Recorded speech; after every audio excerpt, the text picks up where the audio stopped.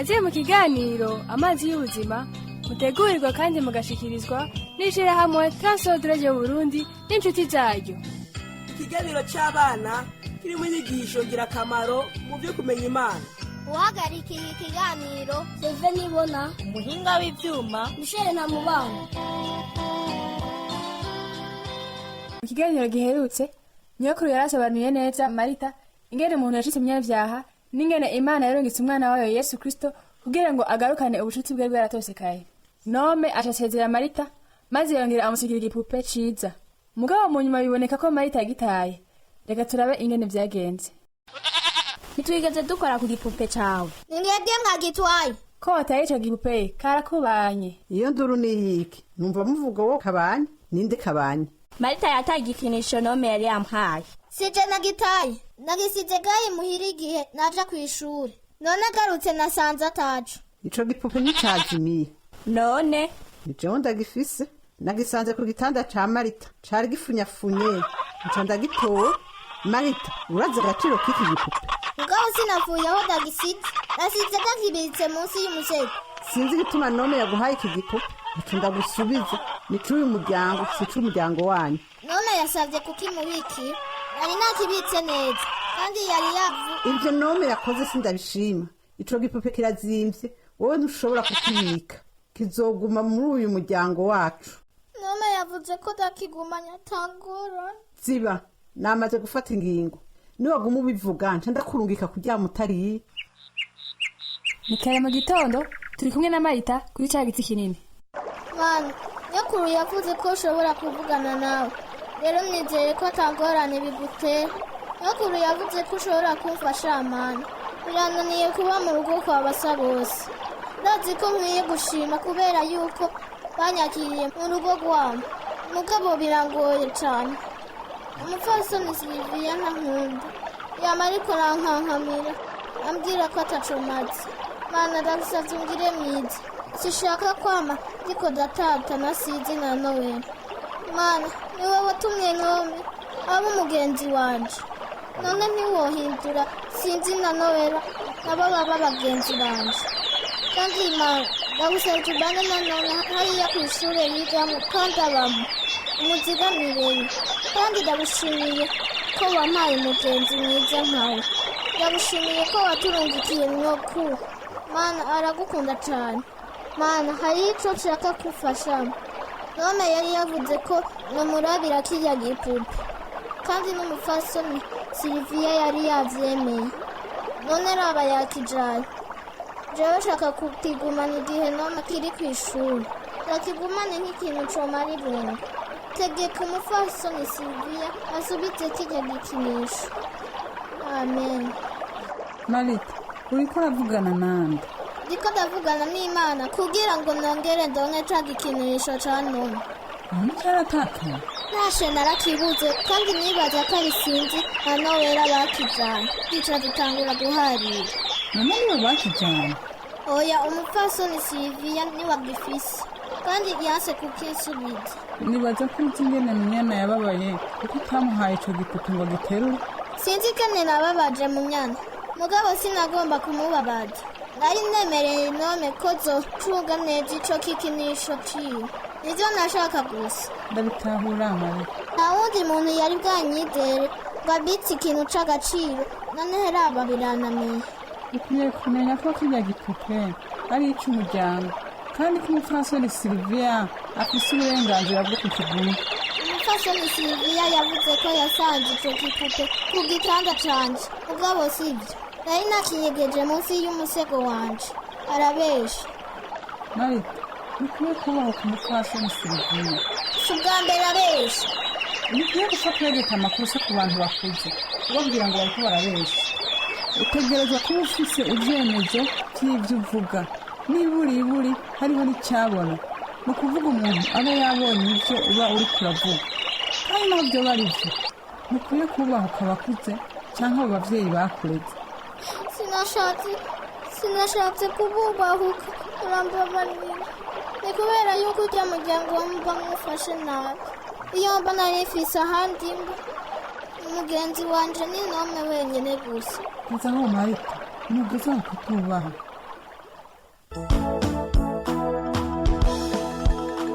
twese turahura n'ingorane mu buzima mari biraboneka ko bamwe bafise ingorane zirukiza abandi nanjye ubwanje naciye mu ngorane nyinshi sinari nzi muri kazoza ingene bizogenda.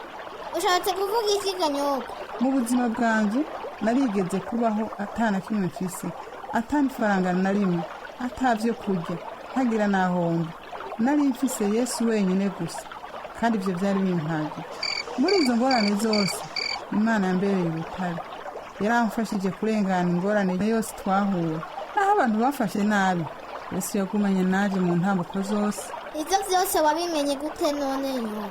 Reka nkwereke muzuku umwe mu mirongo ifasha cyane muri Bibiliya ni Zaburi igice cya 31 umurongo wa 3 gushika ku wa 4.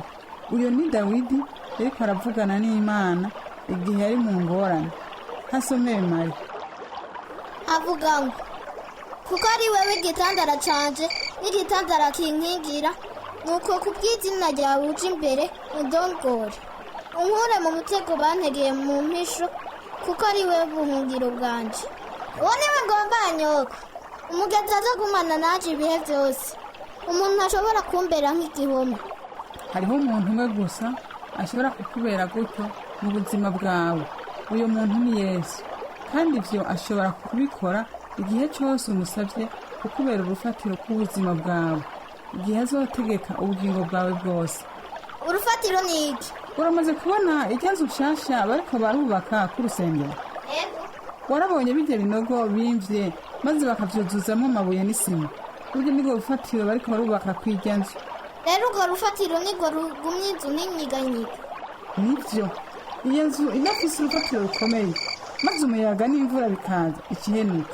Utegerezwa kureka Yesu akakubera urufatiro, kandi n'igihe uri mu ngorane cyangwa utazi ibiriko biraba mu buzima bwawe, ntukekeranye ko Yesu ari kumwe nawe. Ndagomba ko Yesu yombera urufatiro.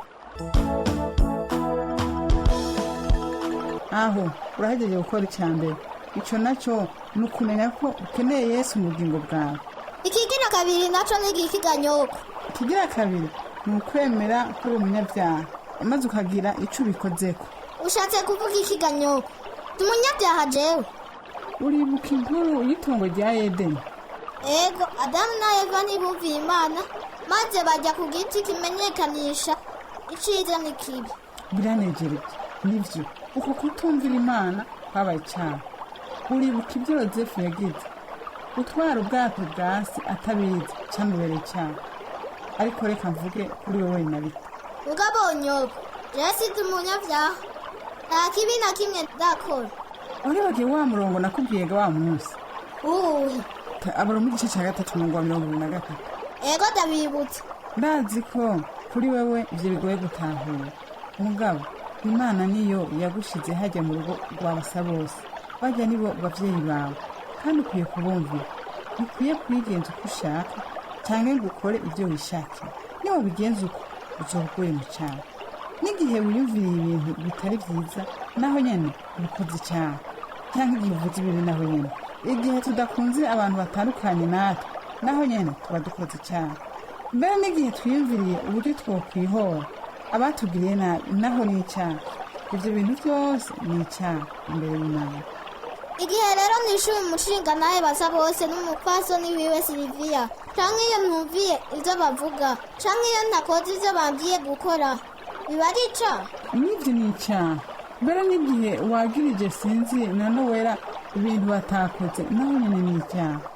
Ndavyumva Nyoko, kandi umbabarire. Mugabo hari inkuru nziza Mari. Iyo nkuru nziza ni iyihe Ganyoko? Yesu yapfuye ku musaraba kugira ngo muri we twongere turonke imigenderanire myiza n'Imana. Kandi Yesu yatuzanye ubugingo busha. Uribuka ko nababwiye ibyerekeye amazi y'ubugingo, kandi ko Yesu ariwe mazi y'ubugingo? Nivyo Nyoko, ndibuka ko watubwiye ko dufise Yesu tutazogera kugira inyota ukundi, kandi watubwiye ko Yesu ariwe mugenzi wacu no mu gihe c'ingorane. Ni byiza cyane Marita muzi kubana. Nezerejwe nuko wama umviriza. Reka ndakwereka ikintu kimwe. Ni iki Ganyoko? Tujyane ku nkombe y'uruzi.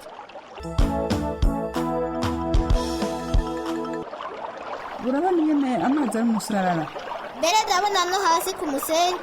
mugabo raba ingene bica bigenda hamwe n'ubusubi umusenyi wo hasi mu ruzi. Amazi aca bugondo kandi sinoshobora gusubira kubona ibwina mu ruzi.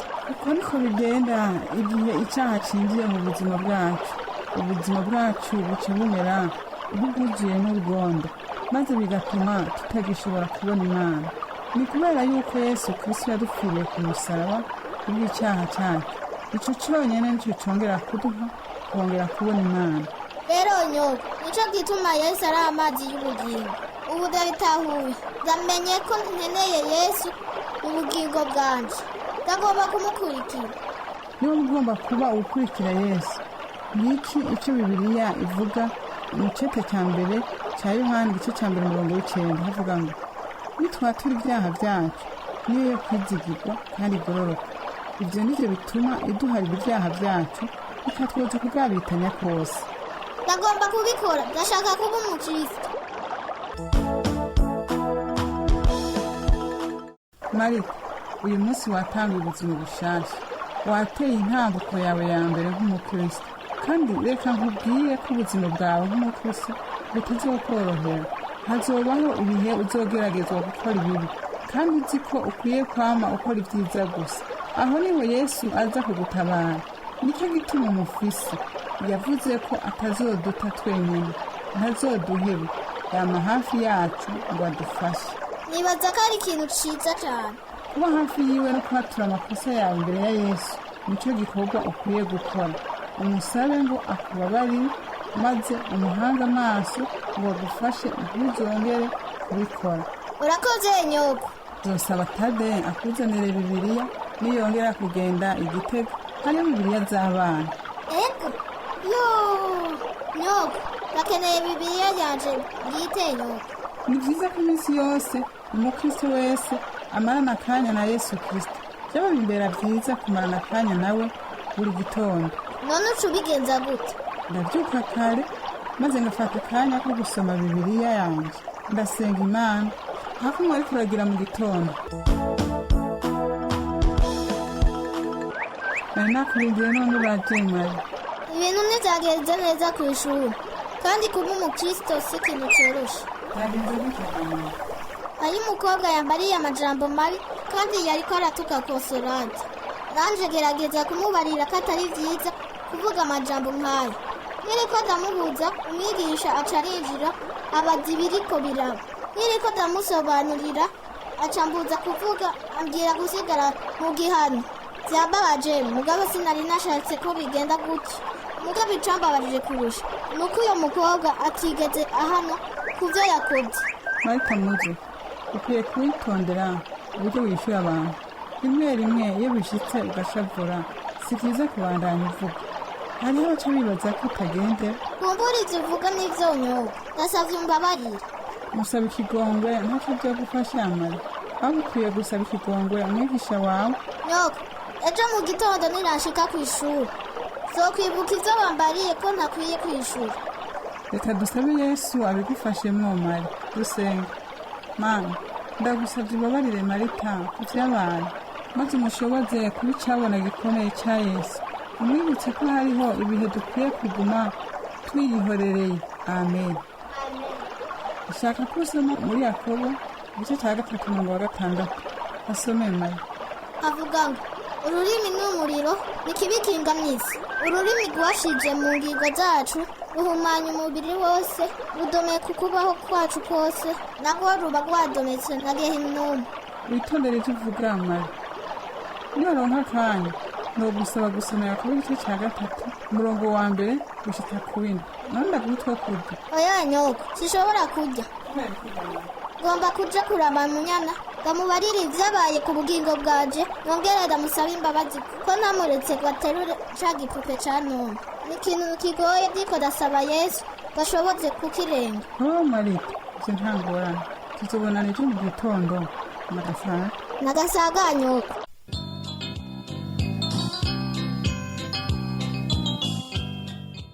Ico kiganiro amazi y'ubuzima mwagishikirijwe n'ishirahamwe World Radio Burundi n'inshuti zayo.